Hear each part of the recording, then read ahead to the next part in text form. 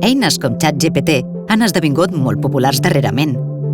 ChatGPT és un exemple de model de llenguatge extens, o Large Language Model, LLM en anglès.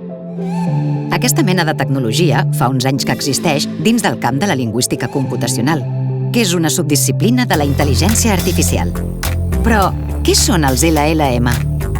Un LLM és un programa d'ordinador basat en un model matemàtic anomenat xarxa neuronal artificial. Aquest programa fa servir la tècnica d'aprenentatge automàtic, machine learning. Aprèn a produir textos i s'entrena per generar-ne a través de moltes dades.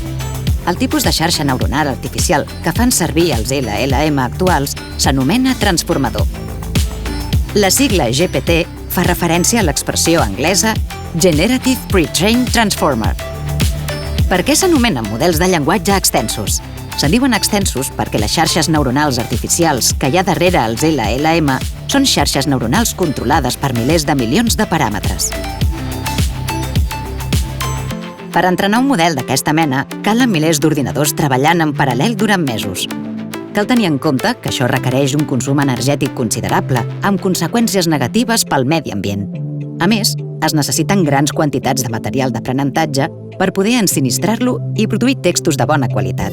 Quin és aquest material?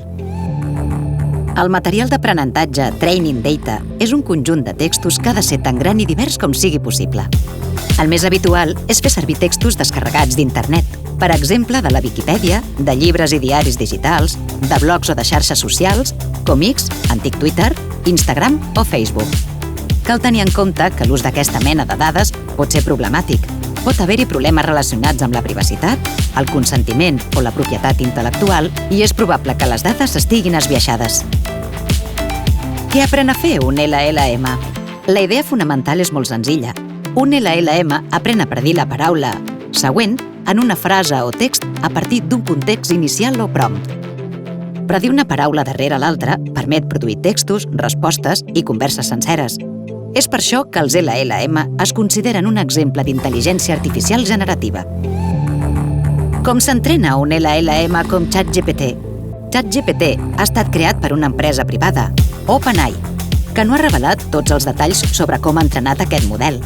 Sabem, però, que els LLM com ChatGPT passen per 3 fases d'aprenentatge. Fase 1. Aprenentatge no supervisat. El model LLM s'entrena per predir la paraula següent a partir d'un prompt sense interacció humana, fent ús de textos existents. Fase 2. Treballadors humans produeixen exemples de converses entre dues persones que simulen diàlegs entre un individu i ChatGPT per ajudar el model a comprendre interaccions reals. Cal tenir en compte que les condicions de treball i les remuneracions d'aquests treballadors no són les òptimes. Fase 3. Aprenentatge de reforç supervisat. Les respostes de ChatGPT són avaluades per humans, que les etiqueten com a bones o dolentes. Aquesta interacció millora el model per acostar-se més a les preferències humanes.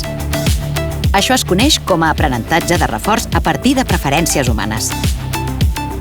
Però, ens podem refiar dels textos i les respostes que produeix un LLM? Podem generar textos i respostes fent servir models de llenguatge, però tot i que els textos poden sonar correctes i semblar raonables, no hi ha garantia que siguin certs.